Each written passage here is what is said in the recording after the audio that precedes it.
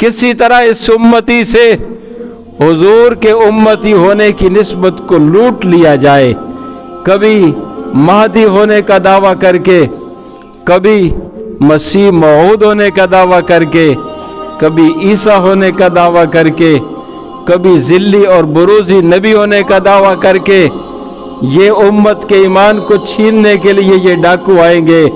आप सल्लल्लाहु अलैहि वसल्लम ने फरमाया, खबरदार रहना। क्या मतलब है? इन डाकुओं से खबरदार भी रहना है और इन डाकुओं से मेरी उम्मत के ईमानों को बचाना भी है। इन डाकुओं से मेरी उम्मत के ईमानों को बचाना भी है। इसी का नाम तहफ़्फ़ुज़ ख़त्म नबुव्वत है। इसी का नाम तहफ़्फ़ुज़ ख़त्म नबुव्वत है। ये जो दर दर गली गली ख़त्म नबुव्वत के नारे लग रहे हैं, ये हुजूर सल्लल्लाहु अलैहि वसल्लम के ताज ख़त्म नबुव्वत के चौकीदार ये चौकीदारी कर रहे हैं, ये पहरा दे रहे हैं, दर दर पे आवाज़ लगा रहे हैं, हुजूर के उम्मतियों अपने ईमानों की हिफाजत करना।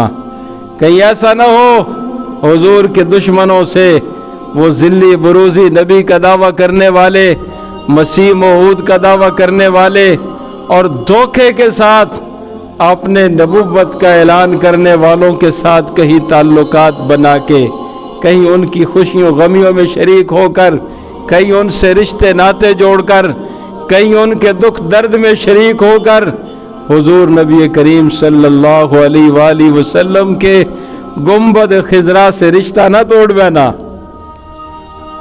ये जो ख़त्म नबुव्वत का नारा लगाने वाले हैं, ये हमें यही बताना चाहते हैं कि तुम बेदार हो, अपने ईमान की हिफाजत करो।